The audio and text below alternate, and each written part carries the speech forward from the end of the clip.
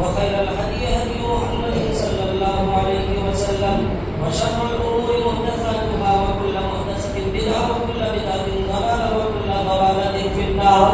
أما بعد فأعوذ بالله من الشيطان الرجيم. بسم الله الرحمن الرحيم. يا أيها الناس اتقوا ربكم الذي خلقكم من نفس واحدة وخلق منها زوجها وبث منهما رجالا كثيرا ونساء واتقوا الله الذي تساءلون به والأرحام إن الله كان عليكم رقيبا. يا أيها الذين آمنوا اتقوا الله حق تقاته ولا تموتن إلا وأنتم مسلمون. يا أيها الذين آمنوا اتقوا الله وقولوا قولا سديدا يصلح لكم أعمالكم ويغفر لكم ذنوبكم ومن يطع الله ورسوله فقد فاز فوزا عظيما. وقال النبي صلى الله عليه وسلم من كان يؤمن بالله واليوم الآخر فليقل خيرا أو ليسكت. حاضرین جمعہ، ہر قسم کی تعریف و توصیف، بزرگی بڑائی کی بڑائی حمد و ثنا اسے اللہ رب العالمین کے لیے لائق و زیبا ہے جس نے اس پوری کائنات کو بنایا، جو ہم تمام انسانوں کا خالق مالک رازق اور حاکم ہے. اگرچہ تعداد اور بے شمار درود و سلام کا نذرانہ ہو تمام انبیاء رسول پر، بالخصوص ہمارے اور آپ کے آخری نبی جناب محمد عربی صلی اللہ علیہ وسلم کی ذات بابرکات پر. خطبہ رسولہ میں قرآن مقدس کی ایک آیت کریمہ پڑھی گئی. اللہ فرماتا ہے یا ایھا الذین آمنوا اتقوا اللہ وقولوا قولا سدیدا یصلح لکم اعمالکم ویغفر لکم ذنوبکم. حاضرین، یہ وہ بابرکت آیت کریمہ ہے، یہ وہ مقدس آیت کریمہ ہے، یہ وہ فضیلت والی آیت ہے جس کو اللہ کے رسول ہر خطبہ میں پڑھتے تھے. جب آپ جمعے کا بھی خطبہ دیتے تو یہ آیت پڑھتے، عیدین کا خطبہ دیتے تو یہ آیت پڑھتے، نکاح کا خطبہ دیتے تو یہ آیت پڑھتے، یا عام مجلس ہوتی اور لوگوں کو واعظ و نصیحت کرنا ہوتا. نماز کے بعد اگر آپ کو واعظ و نصیحت کرنا ہوتا، کسی کے گھر جا کر کے واعظ و نصیحت کرنا ہوتا، کسی محفل میں بیٹھ کر کے واعظ و نصیحت کرنا ہوتا، تو خطبہ مسنونہ کے طور پہ اللہ کے رسول 3 آیتیں کریمہ پڑھتے تھے. یا ایھا الناس اتقوا ربکم الذی خلقکم من نفس واحدہ، یہ آیت. دوسری آیت یا ایھا الذین آمنوا اتقوا اللہ حق تقاته، اور تیسری آیت یا ایھا الذین آمنوا اتقوا اللہ وقولوا قولا سدیدا یصلح لکم اعمالکم. جس آیت کو نبی پاک صلی اللہ علیہ وسلم ہر خطبے میں پڑھتے تھے، جس آیت کریمہ کو نبی پاک صلی اللہ علیہ وسلم ہر واعظ و نصیحت کے آغاز اور ابتدا سے پہلے پڑھتے تھے، اس کا مطلب یہ ہے کہ وہ آیت کریمہ بہت اہم. اس کا مطلب یہ ہے کہ اس آیت کریمہ میں اللہ رب العالمین نے ہم مومنوں کو جو پیغام دیا ہے وہ پیغام بہت اہم ہے. آج کے اس خطبہ جمعہ میں اسی آیت کریمہ میں رب کائنات نے ہمیں جو پیغام دیا ہے وہ پیغام ہم آپ کے سامنے پہنچانے کی کوشش کریں. اللہ فرماتا ہے یا ایھا الذین آمنوا اتقوا اللہ وقولوا قولا سدیدا.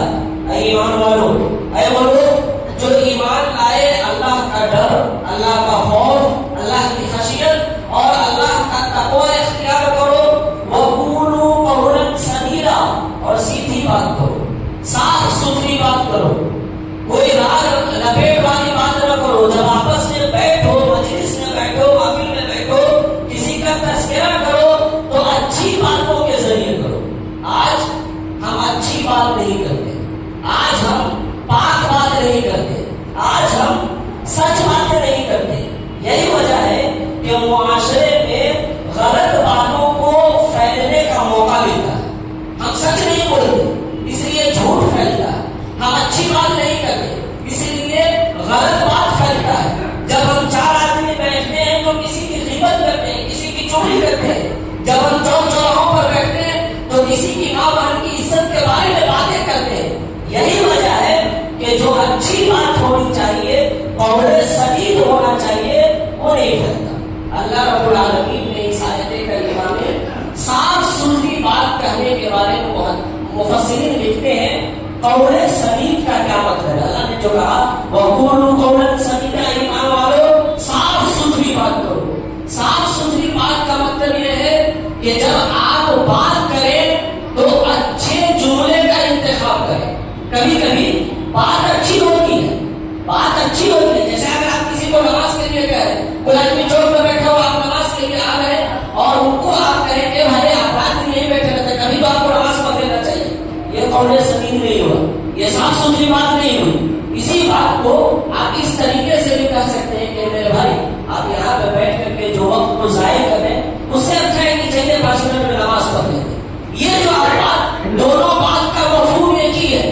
دونوں بات کے ذریعے آپ نے سامنے والے کو نماز کے لیے ہی اٹھایا ہے. لیکن جو پہلی بات ہے وہ قول سدید نہیں ہے، جو دوسری بات ہے وہ قول سدید. اور قول سدید کا ایک دوسرا مطلب یہ ہے کہ آپ سچ بات کریں، کسی کے بارے میں بری بات نہ کریں، کسی کی غیبت نہ کریں، کسی کی چغلی نہ کریں، کسی کی ماں بہن کی عزتوں کے ساتھ چوک چوراہوں پر بیٹھ کر کے کھلواڑ نہ کریں. اللہ کے رسول فرماتے ہیں من کان یؤمن باللہ والیوم الاخر فلیقل خیرا او لیصمت. جو آدمی اللہ اور یوم آخرت کے دن پر ایمان رکھتا ہے اسے چاہیے کہ اگر وہ بات کرے تو اچھی بات کرے. فلیقل خیرا، مومنین جو ہوگا، جو ایمان والا ہوگا، جو اللہ اور اس کے رسول کے فرمان کو اپنانے والا ہوگا، جب وہ بات کرے گا تو نبی کائنات صلی اللہ علیہ وسلم فرماتے ہیں فلیقل خیرا، جب مومن بات کرے گا تو اچھی بات کرے گا. او لیسکت، یا اگر وہ بات نہیں کرے گا تو خاموش رہے گا. مومن کا دو ہی کام ہے. جو اللہ اور اس کے رسول پہ ایمان والے لوگ ہیں، اللہ کے نبی فرماتے ہیں جو لوگ آخرت کے دن پر اور اللہ پر ایمان لاتا ہے اس کی صرف 2 ذمہ داری ہے. مومنین کا صرف 2 کام ہے. پہلا کام کہ اگر وہ بات کرے تو سچی بات کرے، اچھی بات کرے، یا پھر خاموش رہے. اللہ کے نبی حدیث میں ارشاد فرماتے ہیں الکلمۃ الطیبۃ صدقۃ. جو آپ اچھی بات کرتے، پاک بات کرتے، صاف ستھری بات کرتے، یہ صدقہ ہے. صدقہ صرف لوگوں کو مال دینا، پیسہ دینا، اناج دینا نہیں ہے. اللہ کے رسول فرماتے کل معروف صدقہ وان من المعروف ان تلقى اخاك بوجه طلق، کہ جتنی بھی نیکی کے کام ہے وہ تمام کے تمام صدقہ ہے. اور ان صدقہ میں سے ایک صدقہ یہ ہے کہ آپ اپنے مسلمان بھائی سے جب ملے تو مسکرا کر ملے. جب آپ ان سے بات کریں تو ہنس کر بات کریں. مومنین سے مسکرا کر ملنا، مومنین سے ہنس کر بات کرنا، مومنین سے ملتے ہوئے چہرے پر خوشی لانا، اللہ کے نبی فرماتے ہیں یہ صدقہ ہے. ایک صحابی رسول ہے، اللہ کے رسول کے پاس تشریف لائے. اللہ کے رسول کوئی ایسا عمل بتلائیے جس کو انجام دینے کے بعد میں جنت میں چلا جاؤں. صحابی رسول اللہ کے رسول کے پاس آ گئے، پوچھتے ہیں اے اللہ کے رسول ایسا عمل بتلائیے جس عمل کو انجام دینے کے بعد میں جنت میں چلا جاؤں. نبی کائنات صلی اللہ علیہ وسلم نے اس صحابی رسول کو 2 کام کرنے کا حکم دیا. پہلا کام بدر السلام و حسن الکلام. اے میرے ساتھی، اے میرے صحابہ، اگر تم جنت میں جانا چاہتے ہو، اپنے گناہوں کی بخشش اور مغفرت کرنا چاہتے ہو کہ تم ایسا عمل کرو جس کی وجہ سے اللہ تمہیں جنت دے دے، تو پہلا کام یہ کرو کہ تم سلام کو عام کرو، سلام پھیلاؤ. سلام کرنا، مومنین جب آپس میں ملے تو مومنین کی ذمہ داری ہے کہ ایک مسلمان دوسرے مسلمان کو سلام کرے. سلام کرنا اچھی بات ہے. اللہ کے نبی نے فرمایا کہ تم جنت کے طلبگار ہو تو پہلی ذمہ داری تمہاری یہ ہے بذل السلام، کہ سلام کو عام کرو.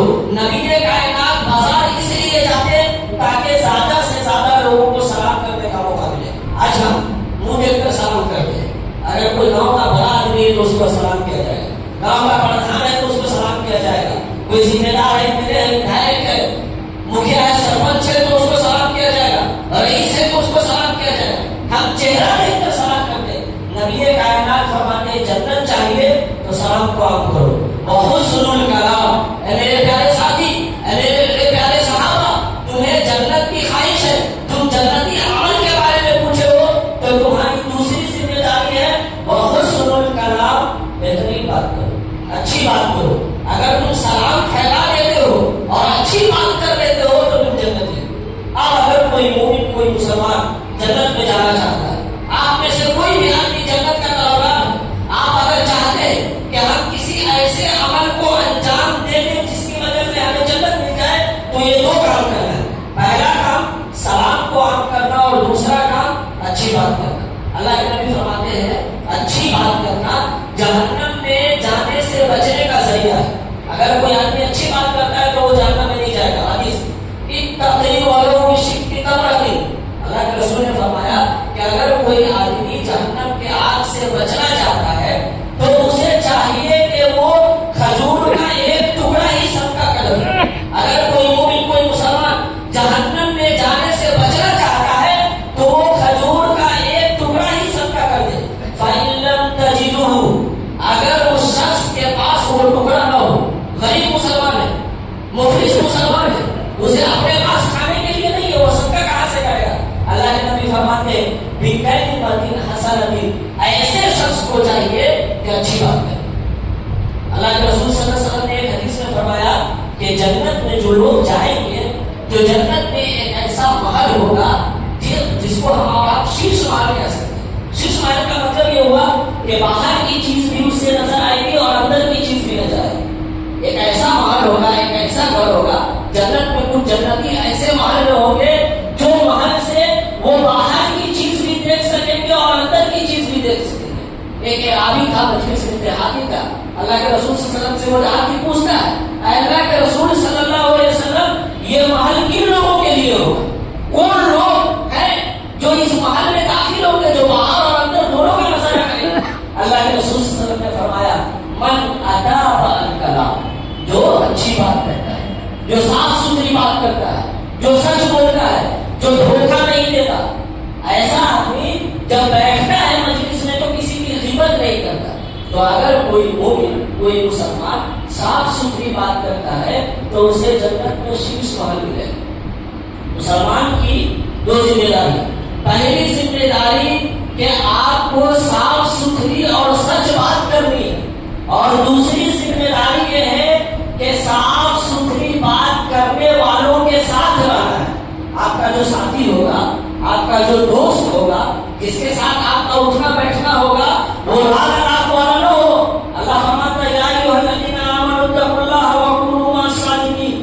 اے ایمان والو اللہ کا تقوی اختیار کرو اور جو لوگ سچ بولتے ہیں، جو لوگ صاف ستھری بات کرتے ہیں، ان کے ساتھ رہو. صرف آپ کی ذمہ داری سچ بولنا نہیں ہے، صرف آپ کی ذمہ داری اچھی بات کرنا نہیں ہے. آپ کی ذمہ داری یہ بھی ہے کہ آپ کے جو دوست ہو، آپ کی محفل میں جو اٹھنے بیٹھنے والے لوگ ہو، وہ لوگ ہو جو آپ کی طرح سچ بولتے ہیں. اس لیے کہ اللہ کے نبی فرماتے ہیں المرء علی دین خلیلہ فلینظر احدکم من یخالف. کہ تم میں کا ہر شخص اپنے دوست کے دین پر ہوتا ہے. اسے چاہیے کہ وہ دیکھ کر کے دوستی کرے، جس سے کس سے دوستی نہ کرے. اللہ کے نبی حضرت موسیٰ علیہ السلام گزرے. فرعون کے زمانے میں موسیٰ علیہ السلام آئے. انہوں نے اللہ تعالیٰ سے دعا کی کہ اے اللہ میرے بھائی ہارون کو بھی نبی بنا دیا جائے. موسیٰ علیہ السلام نے اپنے بھائی ہارون کے لیے اللہ سے دعا کی کہ اے اللہ ہارون کو بھی نبی بنا دیجیے میرے ساتھ.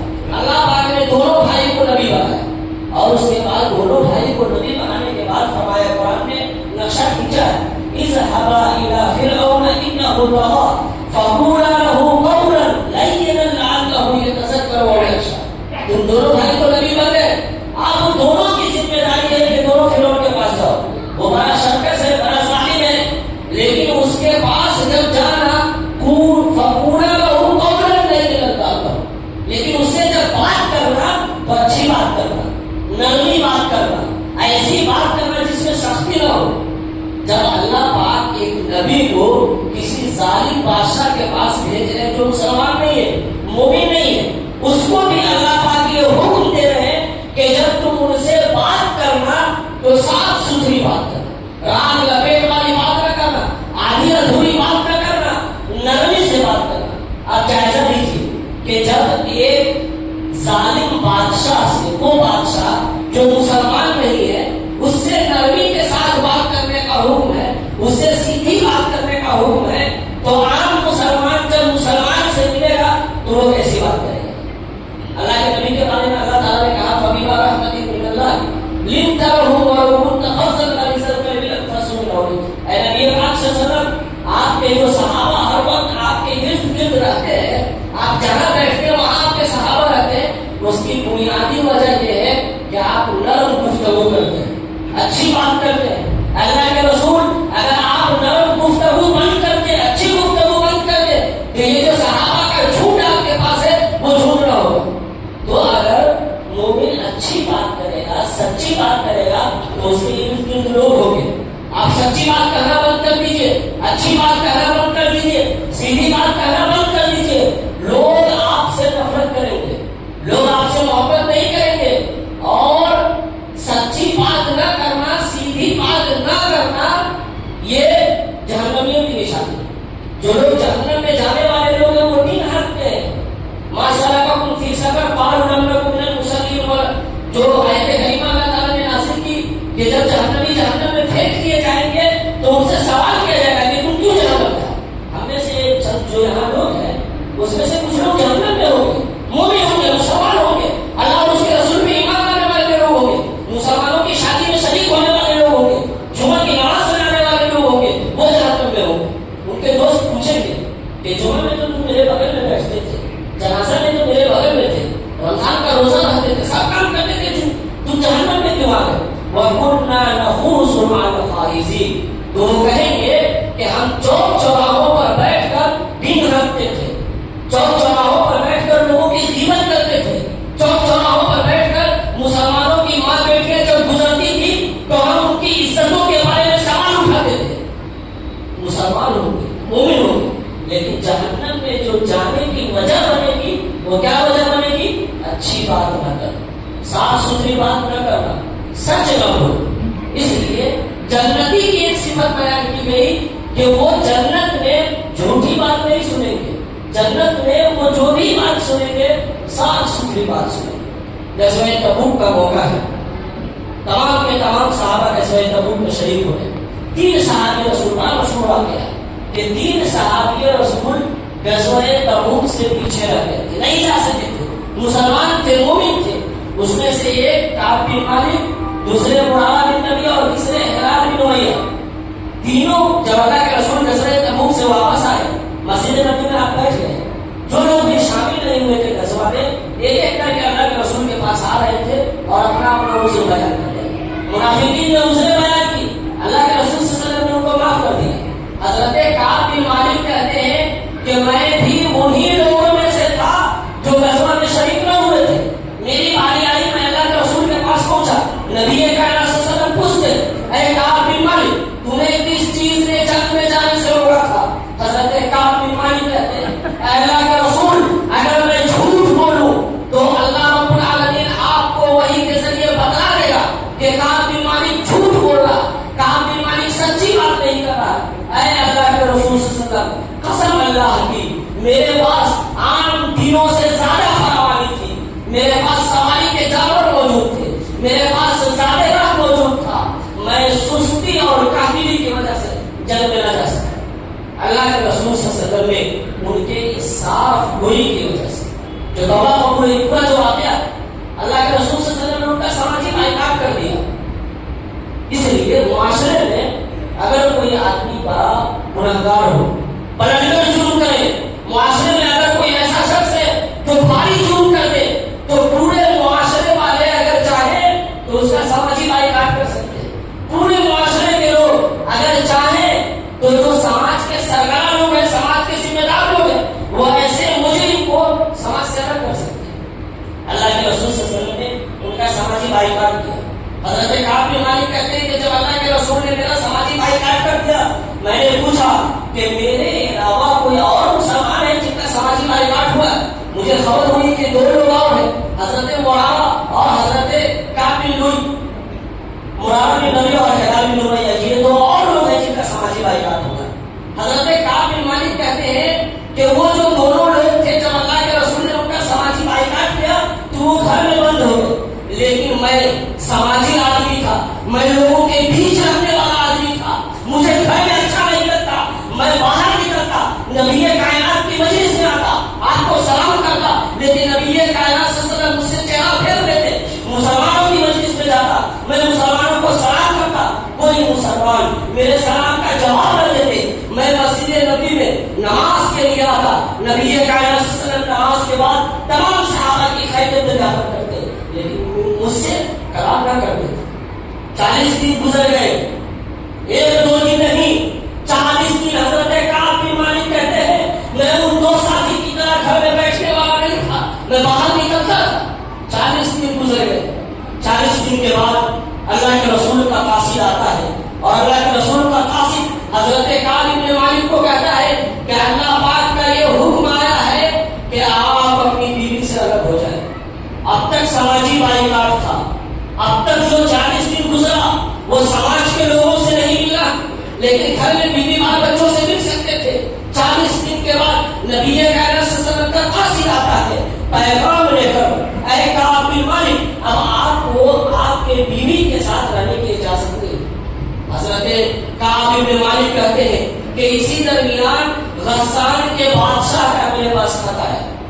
غسان ملک، ان کے بادشاہ نے حضرت کعب بن مالک کے پاس خط بھیجا کہ کعب میں نے سنا ہے کہ تیرا جو نبی ہے تیرا بائیکاٹ کر دیا ہے، تیرے معاشرے کے لوگ تجھ سے بات نہیں کرتے ہیں، تم میرے یہاں آ جاؤ، میں تمہیں یہی انعام کام دوں گا، وہاں کا وزیر بنا دوں گا، اتنا مال دوں گا۔ حضرت کعب بن مالک کے پاس آفر آیا، جائزہ لیجیے۔ ہم جب بنچ میں انصاف کے لیے بیٹھتے ہیں، فیصلہ کرنے کے لیے بیٹھتے ہیں، تو یہ چائے پہ بک جاتے ہیں، معاف کیجیے گا 10 روپے کی چائے پہ ہم بک جاتے ہیں۔ نبی کائنات صلی اللہ علیہ وسلم نے حضرت کعب بن مالک کا بائیکاٹ کر دیا۔ 40 دن گزر گئے، غسان کے بادشاہ کا خط آتا ہے کہ جو چاہیے میں دینے کے لیے تیار ہوں، بس اس نبی کا ساتھ چھوڑ دو اور میرے پاس آ جاؤ۔ مومن کبھی بکتا نہیں ہے، مومن کبھی گھوس نہیں لیتا، مومن جب بنچ میں بنچ کے لیے بیٹھتا ہے تو دائیں بائیں ہاتھ نہیں پھیلاتا۔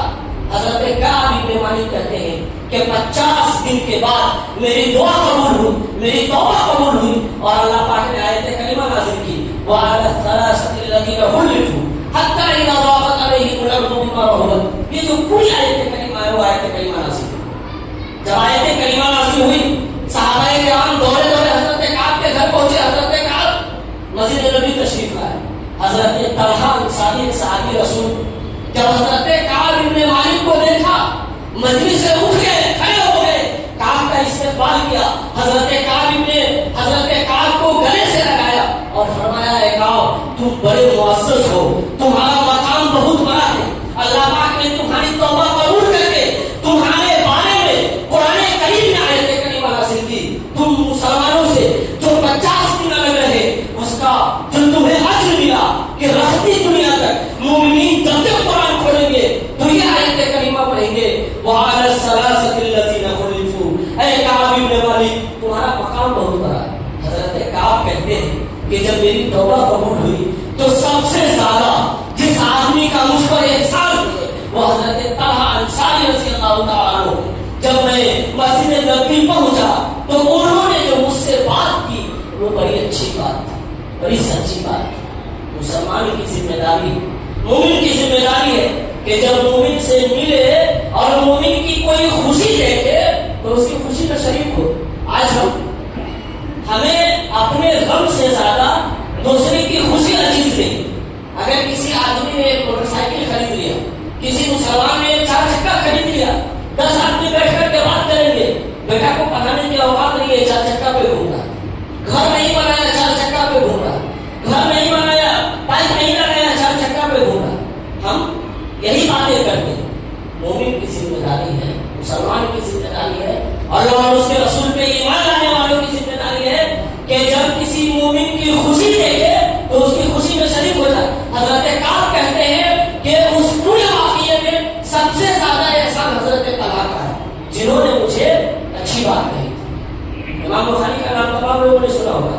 امام بخاری رحمۃ اللہ علیہ نے جو بخاری شریف تصنیف کی اس کتاب کو اللہ رب العالمین کی کتاب قرآن مقدس کے بعد امت کے تمام لوگوں نے متفقہ طور پر یہ مانا ہے کہ قرآن کریم کے بعد سب سے بہترین کتاب بخاری شریف ہے۔ بخاری شریف امام بخاری نے کیسے لکھی بیان کرتے ہیں کہ میں اپنے استاد حضرت اسحاق ابن راہویہ کے درس میں تھا۔ حضرت اسحاق ابن راہویہ بڑے محدث ہیں، ان کے درس میں امام بخاری بیٹھے ہوئے۔ حضرت اسحاق ابن راہویہ کہتے ہیں لو جمعتم من احادیث رسول اللہ صلی اللہ علیہ وسلم، اے کاش تم میں سے صحیح حدیث کو جمع کر دیتا. امام بخاری کہتے ہیں کہ میرے استاد نے کہا کہ کاش کوئی ایسا عالم ہوتا جو نبی کائنات صلی اللہ علیہ وسلم کی صرف صحیح حدیث کو اکٹھا کر دیتا. امام بخاری فرماتے ہیں فوقع ذلک فی قلبی، یہ بات میرے دل میں بیٹھ گئی اور میں نے صحیح حدیث کو جمع کرنا شروع کر دیا. امام بخاری نے جو بخاری شریف تصنیف کی اس کے پیچھے جو وجہ بنی ان کے استاد اسحاق بن راہوے کی ایک سیدھی بات، ایک صاف ستھری بات. اسحاق بن راہوے نے کہا کاش کوئی طالب علم صحیح حدیث کو جمع کرے. تو جب آپ اساتذہ جب اپنے طلبہ سے بات کریں تو اچھی بات کریں، سچی بات کریں. معاشرے کے لوگ ہیں، کوئی آدمی انتقال کر گیا، اللہ کے نبی فرماتے ہیں اذکروا محاسن موتاکم، اپنے مردوں کے حسن کو بیان کرو. مردوں کی جب ذکر کرو تو ان کی اچھائیاں ذکر کرو. مرنے والوں نے لاکھ برائی تھی، جب تم ان کا تذکرہ کرو تو اچھی بات کے ذریعے تذکرہ کرو.